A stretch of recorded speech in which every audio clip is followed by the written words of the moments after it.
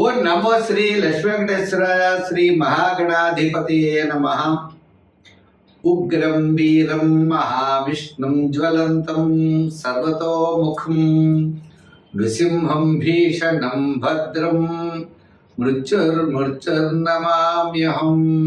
ప్రేక్షకుల నమస్కారాలు తెలియజేస్తూ మనం ఈ మాసం అంటే జూన్ నెల రాశులకి ఎలా ఉంటుందనేటువంటి విషయాన్ని స్పష్టంగా తెలుసుకుందాం. మరి గ్రహాల యొక్క పరిస్థితి చూసినట్లయితే మనకి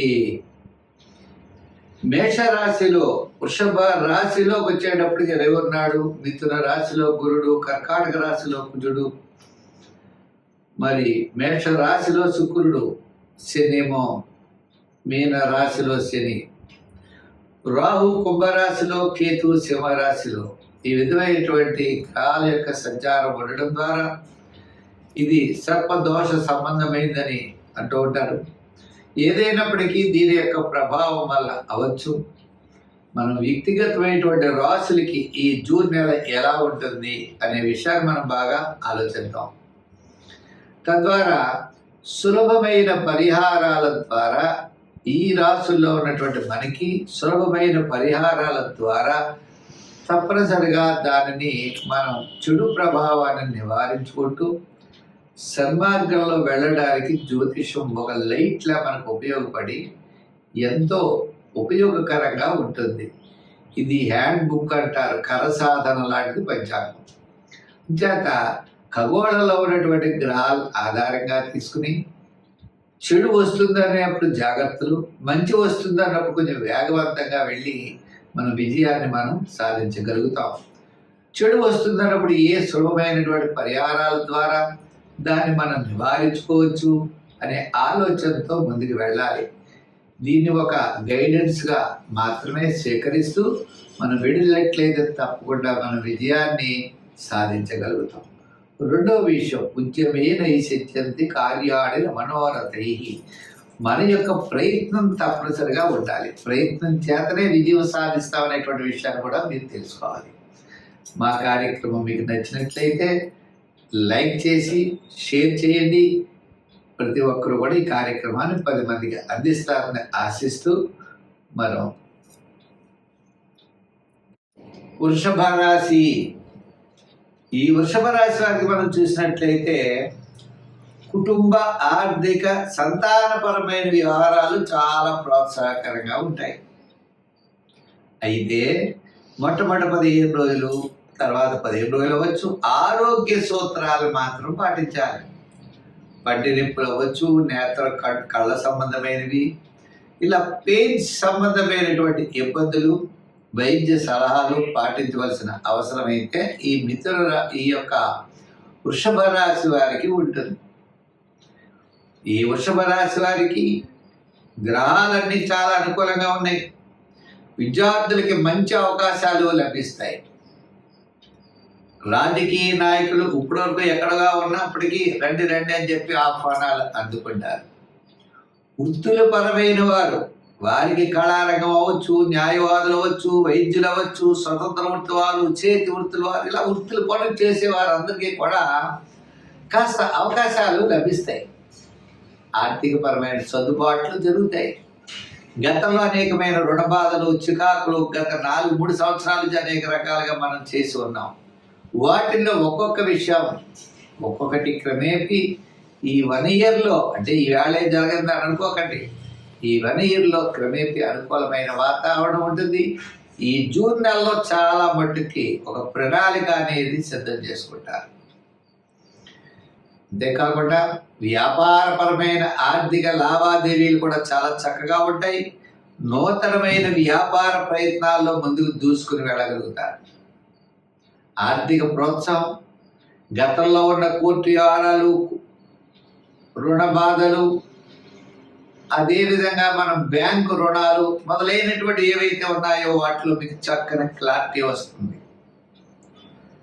ఇటు IT sector, real estate business, shares, చిన్న చిన్న ఆర్థిక లావాదేవీలు, సంచార వ్యాపారస్తులు, వీళ్ళందరికీ కూడా చాలా ప్రోత్సాహకరంగా ఉంటుంది. నూతనమైన వ్యాపారం చేయాలి, వాటికి పెట్టుబడులు పెట్టాలి అంటే మీ బంధువర్గ మిత్రులు మీకు సహాయ సహకారాలు తప్పనిసరిగా అందిస్తారు. ఇటువంటి పరిస్థితుల్లో మనం ఇంకా బాగుండాలి అంటే ఏం చేయాలంటే సూర్య భగవానుడిని బాగా పూజించాలి. అంచేత ఆయన జన్మంలోనూ తదుపరి ద్వితీయంలోనూ ఉన్నారు. దానాల్లో గోధుమలు దానం చేయాలి. స్తోత్రాల్లో సూర్య ఆరాధన అంటే మీకు ఆదిత్య హృదయాన్ని పఠించాలి. రోజు ఉదయమే సూర్యోదయాత్పూర్వం లేచి తప్పనిసరిగా సూర్య భగవానుడికి ఎదురుగా నిలబడి ఆయన యొక్క స్తోత్రాన్ని మనం పఠించాలి. సంఖ్యల్లో 5, 6, రంగుల్లో తెలుపు, అలాగనే గ్రీన్, లైట్ బ్లూ కలర్స్ వాడండి. సూర్య ఆరాధన బాగా చేయండి. ఆత్మస్థైర్యంతో పాటు అన్నింటి విజయాన్ని మీరు సాధించగలుగుతారు. మేషరాశి. ఈ మేషరాశి వారికి వారు చాలా అంటే ఈ మాసం చూసినట్లయితే చాలా అనుకూలమైనటువంటి వాతావరణం కనబడుతుంది. అంటే దృఢమైన నిశ్చయంతో కొన్ని చేసినటువంటి తప్పులను సవరించుకుంటూ ముందుకు వెళ్ళగలుగుతారు. మొట్టమొదటి 15 రోజుల కంటే తర్వాత 15 రోజులు చాలా అత్యద్భుతంగా ఉంటుంది. తర్వాత 15 రోజుల్లో క్రయ విక్రయాలు అవ్వచ్చు, ఆర్థిక ప్రోత్సాహం అవ్వచ్చు, అన్ని విధాలా కూడా మనం విజయాన్ని సాధించగలుగుతాం.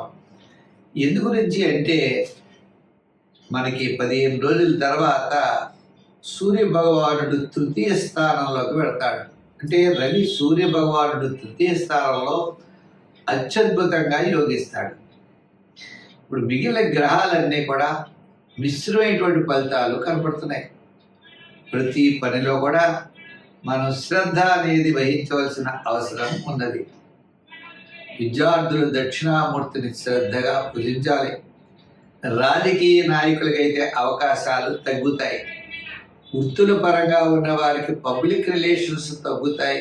కళారంగం వారికి కూడా అవకాశాలు తగ్గుతాయి.